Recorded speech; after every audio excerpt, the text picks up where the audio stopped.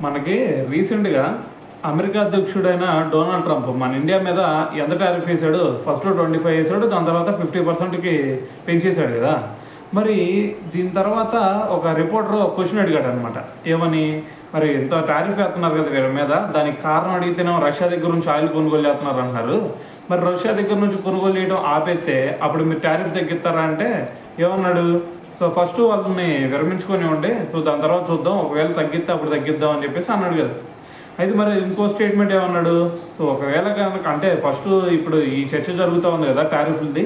So మరి దీని గురించి ఒక ఎండింగ్ పాయింట్ వచ్చేంత వరకు కూడా వాళ్ళతో ఇండియాతో ఎటువంటి వాణిజ్య ఒప్పందాలు కానీ ఇటువంటివి ఏవి జరగవు అని చెప్పేసి ఒక స్టేట్మెంట్ ఇచ్చాడు. కానీ దీనికి ఆపోజిట్‌గా దాని తర్వాత వాళ్ళ విదేశాంగ శాఖలో వాళ్ళ అధికార ప్రతినిధి అనుకుంటా ఆయన దీనికి విరుద్ధంగా మాట్లాడాడు. ఏమని? మరి ఇప్పుడు టారిఫ్‌లో గొడవ నడుస్తున్నప్పటికి కూడా ఎప్పటికీ ఇండియా మాకు ఒక వ్యూహాత్మకమైన పార్ట్నర్‌గానే ఉండిద్ది. సో కాకపోతే మరి వాళ్ళతో ఎటువంటి చర్చలు అంటే ఎటువంటి మీటింగ్‌లు జరిగినా సరే, ఎటువంటి ఒప్పందాల కోసం అయినా సరే మేమైతే వాళ్ళతో కలుస్తాం. కానీ మరి ప్రస్తుతం డొనాల్డ్ ట్రంప్ చూసుకుంటే దీని మీద టారిఫ్‌ల మీద చాలా స్ట్రిక్ట్‌గా ఉన్నాడు. సో దాని గురించి మరి ఒక ఎండింగ్ పాయింట్ వచ్చేంత వరకు కూడా మరి ఏం చెప్పలేమని చెప్పేసి ఆయనైతే మాట్లాడటం జరిగిందనమాట.